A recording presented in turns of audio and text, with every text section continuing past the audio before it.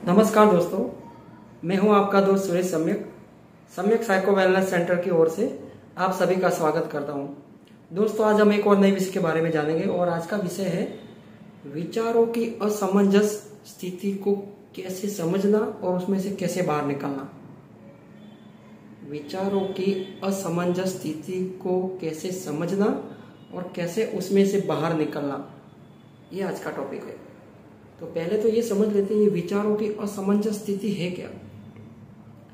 दोस्तों, जब हमें एक ऐसी मानसिक स्तर में या अपने ऐसी बौद्धिक तर्क वितर्क में ऐसे खो जाते हैं ना, तो हमें बहुत बार ख्याल नहीं रहता है कि रियलिटी क्या है।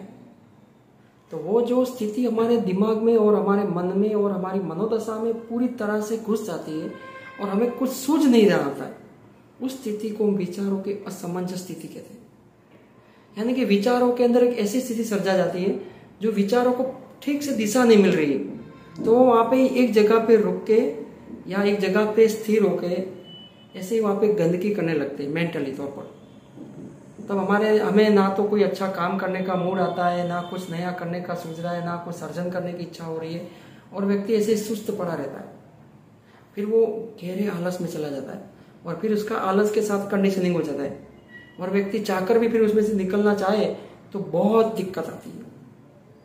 तो ये विचारों की असमंजस स्थिति व्यक्ति की शुरुआत से ही डिप्रेशन के मोड में डाल देती है। फिर व्यक्ति उसमें ऐसा फंस जाता है ना, फिर अंतिम दौर पे उसे कुछ नहीं सूझ रहा होता है। तो दोस्तों, ये होता क्यों है? ये इसलिए होता है क्योंकि हमको प्रॉपर गाइडेंस नहीं है विचारों को किस दिशा में ले जाने के लिए।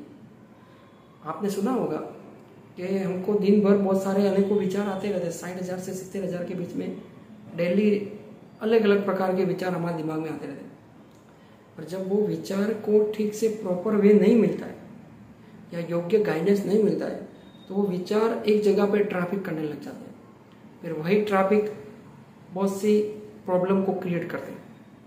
आपने देखा होगा ना, ट्रैफिक के अंदर जब बहुत सारी गाड़ी एक साथ टकराने लगती है या रोकने लगती है, तब कैसा होता माहौल? चारों तरफ से हॉर्न लगने लगता है, चारों तरफ से पब्लिक का हॉर्न आवाज आने लगती है।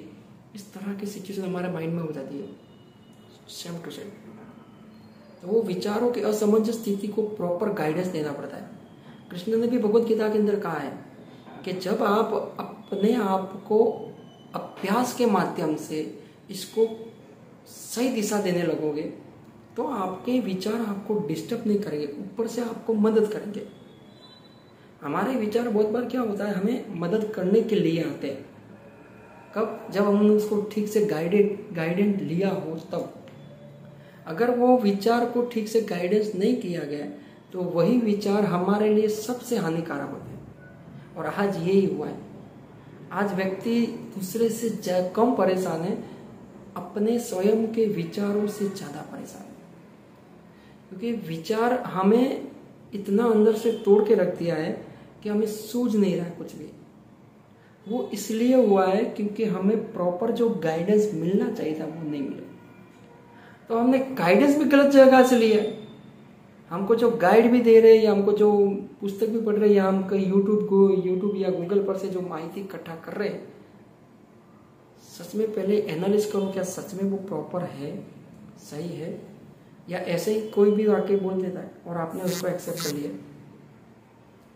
इसलिए मैं आपको कहना चाहता हूँ प्रॉपर वे में गाइडेंस ही आपको सही मार्गदर्शन देगा। इसलिए इस सिचुएशन को समझने लगे प्रॉपर व्यक्तित्व के पास चाहिए और उसके पास योग्य सजेशन चाहिए, जिसको हमारी भाषा में साइकोथेरापी कहते हैं। और यही साइकोथेरापी हमें एक प्रॉपर गाइडेंस करती है, एक विचारों की असमंजस स्थिति को दूर करके उसी विचारों को सही दिशा में लगाकर व्यक्ति के व्यक्तित्व को निखारने का कार्य करती है।